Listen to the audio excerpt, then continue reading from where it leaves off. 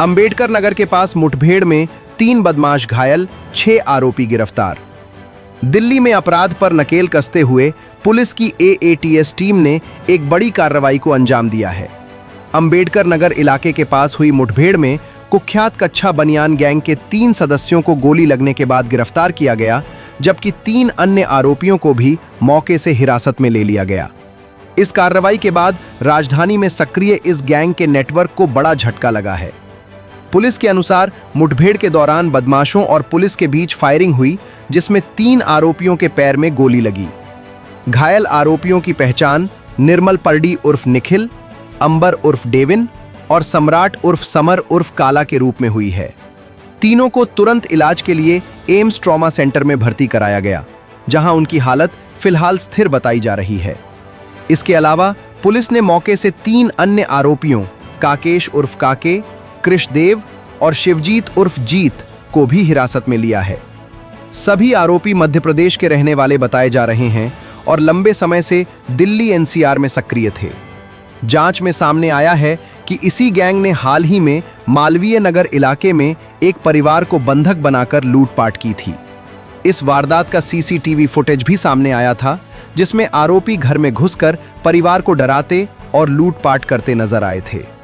इस घटना के बाद से ही पुलिस इनकी तलाश में जुटी हुई थी। मुठभेड़ स्थल से पुलिस ने कुल 7 खाली कारतूस बरामद किए हैं। अधिकारियों के अनुसार बदमाशों की तरफ से करीब 6 राउंड फायरिंग की गई थी, जिसके जवाब में पुलिस ने भी जवाबी कार्रवाई की। इसके बाद घेराबंदी कर सभी आरोपियों को काबू में कर लिया गया। पुलिस का कहना है कि आरोपियों से पूछताछ जारी है और उनसे अन्य वारदातों के बारे में भी जानकारी जुटाई जा रही है। पेट्रोल पंप पर दोस्तों पर चाकू से हमला, 1 की मौत, 2 की हालत नाजुक।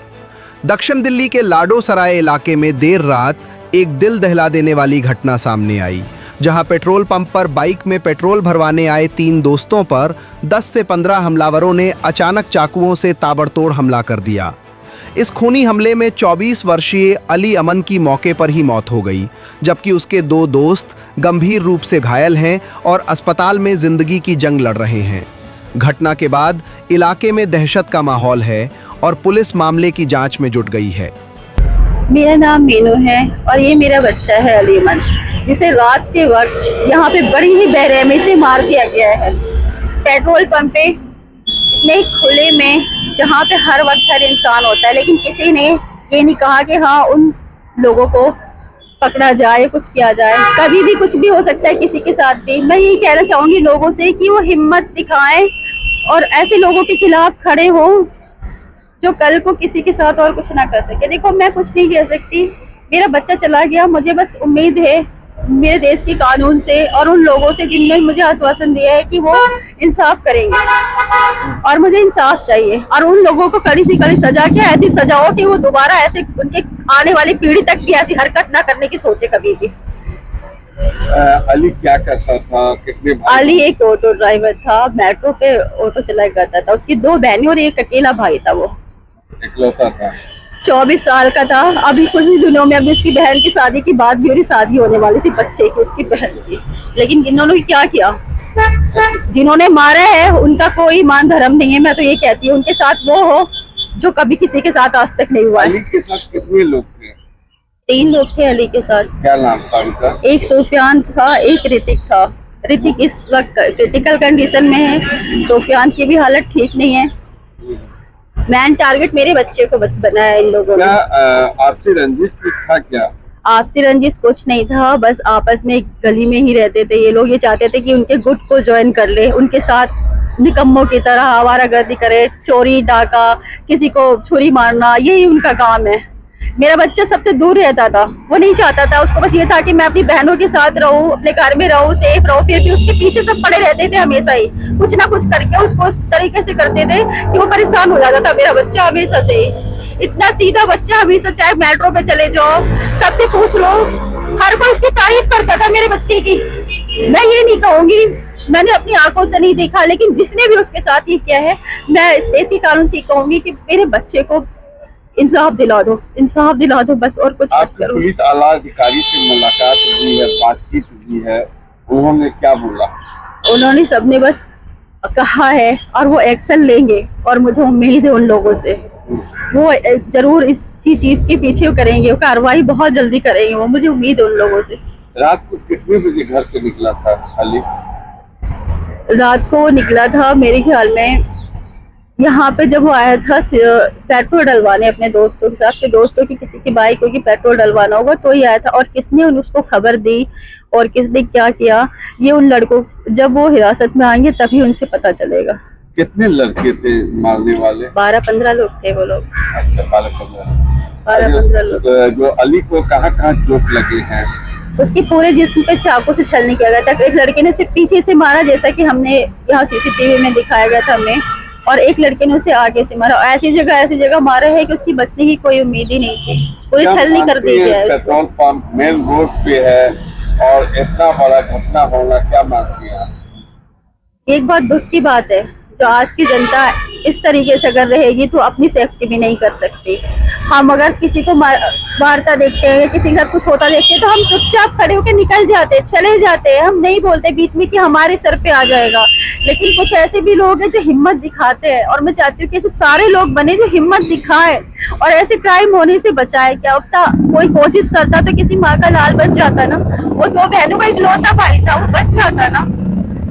किसी ने तो कोशिश नहीं करी इस चीज के लिए कि हाँ वो इसको बचा ले। अली मेन रहने वाले कहाँ के हैं? यूपी के है, वो फैजाबाद का, उसके पापा का घर यूपी फैजाबाद का है। उसकी माँ यहीं रहती है हमेशा से ही। अच्छा, बहन भी यहीं रहती है? हाँ, बहनें वगैरह, माँ बहन सब साथ ही रहती है। चलो ठीक है। सर, मेरा नाम यूसुफ अली खान है। क्या कहेंगे जिस तरीके से रात के समय 11 बजे पेट्रोल पंप में भीड़ लगा रहता है और कई लड़के आते हैं चाकू से मार देते हैं? सर, ये बहुत निंदनीय है, बहुत दुखदायक है। लोगों को आगे आना चाहिए था बचाने के लिए, पर कोई नहीं आ पाया और एक बच्चे की इसमें जान चली गई और एक ही क्रिटिकल हालत है जो सफदरजंग आईसीयू में है, और दूसरा भी को भी काफ़ी चोटें आई हैं, काफ़ी चाकू लगे हैं और तकरीबन उन्होंने बहुत ज़्यादा वार किए हैं। और मेरे ख्याल से ये जो अली अमन है, इसके ऊपर इन्होंने 20 से 25 वार किए हैं। 20 से 25 वार? हाँ, मतलब जो मैं देख के आया हूँ समझेंगे, में मुझे ऐसा लगा कि करीब 20 से 25 वार किए हैं। और दूसरा लड़का जो था सूफियान, उस पर भी इन्होंने काफ़ी सारे वार किए हैं। सूफियान कितने साल का होगा? सूफियान का 24-25 साल का होगा। अच्छा, और ऋतिक भी इतनी ही उम्र का है। तीनों ऑटो चलाते थे क्या?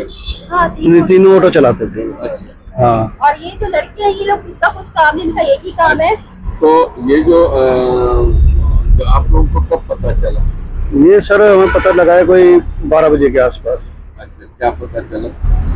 तो मुझे इनका फोन आया था कि भाई ये ऐसे लड़के की डेथ हो गई है, ऑन द स्पॉट डेथ हो गई है और वो अभी सफदरजंग में है मोर्चरी। तो वहाँ पर अभी बॉडी नहीं रखा हुआ? अभी बॉडी वहीं रखा हुआ है, वो उसको मोर्चरी में शिफ्ट कर दिया गया है। वो दोनों एडमिट है सफदरजंग? हाँ, वो दोनों अभी एडमिट हैं। वो एक लड़का है ऋतिक, उसकी हालत काफ़ी क्रिटिकल है और वो आईसीयू में है। दूसरा येलो जोन में शिफ्ट कर दिया है, उसके भी 10-12 वार हुए हैं, पेट में, बगल में और पीछे पीठ पर काफ़ी सारे वार हुए हैं। मैं खुद देख के आया हूँ उस लड़के को।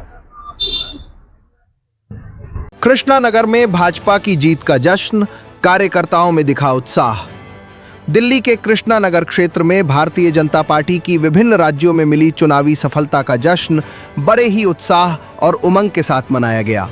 पश्चिम बंगाल, पुदुचेरी, असम, केरल और तमिलनाडु में हुए विधानसभा चुनावों में पार्टी के प्रदर्शन को लेकर कार्यकर्ताओं में खासा जोश देखने को मिला। इस मौके पर क्षेत्र में उत्सव जैसा माहौल बन गया और बड़ी संख्या में पार्टी समर्थक इस जश्न में शामिल हुए। कार्यक्रम में कृष्णा नगर से विधायक एवं जिला विकास परिषद के चेयरमैन डॉक्टर अनिल गोयल ने कार्यकर्ताओं के साथ मिलकर जीत का जश्न मनाया। कार्यकर्ताओं ने एक दूसरे को मिठाई खिलाकर खुशी जाहिर की और पार्टी के समर्थन में जोरदार नारे लगाए। स्थानीय स्तर पर आयोजित इस कार्यक्रम में पार्टी के पदाधिकारियों और समर्थकों की बड़ी भागीदारी देखने को मिली, जिससे पूरे इलाके में उत्साह का माहौल बन गया। तो बंगाल, पौंडीचेरी, असम, इसमें जीते हैं। और मैं तो ये कहूँगा कि केरला में भी और तमिलनाडु में भी वो फोर्सेस हारी हैं जो सनातन को वायरस कहती थी, जैसे कि वो स्टालिन, उनका बेटे, दोनों वहाँ हारे। ये बहुत बड़ी बात मैं कहने जा रहा हूँ। और वहाँ पर एक नई शक्ति का उदय हुआ और हमारी भारतीय जनता पार्टी और एआईडीएम के अलायंस को भी वहाँ पर अभी 70 के करीब सीटें मिलने जा रही हैं। ये भी बहुत बड़ा अचीवमेंट है। लेकिन सबसे बड़ा अचीवमेंट है इस भारत माता की जीत का, वो है बंगाल की जीत। और बंगाल की जीत में उन्होंने सोचिए कि भय का वातावरण जो खत्म किया है। भारतीय जनता पार्टी को वोट देने वाली संख्या पिछली बार भी बहुत थी, जब इसके पहले 2021 में चुनाव हुआ, लेकिन वो डर और भय का माहौल था, इसीलिए वो हम लोग पिछली बार जीत नहीं पाए। इस बार जो माननीय नरेंद्र मोदी जी ने ये कहा कि मैं आऊंगा 7 तारीख को, यहाँ पर हम सरकार बनाएंगे, उसकी शपथ ग्रहण में जनता ने उसको माना। अमित शाह जी ने कहा यहाँ भय का माहौल खत्म कर देंगे, उसके बाद 2 हफ्ते में रहूंगा, 6 महीने वो सेंट्रल फोर्सेज भी रहेंगी। तो जनता ने उस बात को समझा और जनता ने सिर्फ यही नहीं, भय मुक्त होकर एक विकास के लिए वोट दिया। मैं ये धन्यवाद देना चाहता हूँ बंगाल की जनता को, बंगाल के नेतृत्व को, और अबव ऑल हमारे केंद्र नेतृत्व के सारे नेताओं को, दिल्ली के नेतृत्व को, जो वहाँ पर पूरा पिछले कई 4 से 6 महीने तक वहाँ पर सेवा कर रहे थे। ये जीत समर्पित है बंगाल की जनता को, ये जीत समर्पित है भारत माता को। ये जीत के लिए बधाई के पात्र हैं हमारे माननीय मोदी जी, माननीय अमित शाह जी, वहाँ के पूरा हमारा नेतृत्व। मैं उनको भी धन्यवाद देना चाहता हूँ कि किस प्रकार से उन्होंने भारत माता को जीत बंगाल में दिलाई। और जो रोहिंग्या और ये बांग्लादेशी जो बसा दिए थे ममता दीदी ने कलकत्ता की सड़कों पर, अब वो रोहिंग्या और ये घुसपैठिए सारे बंगाल के बाहर जाएंगे जहां से ये बिलोंग करते हैं। ब्यूरो रिपोर्ट, टीम तफ्तीश न्यूज़,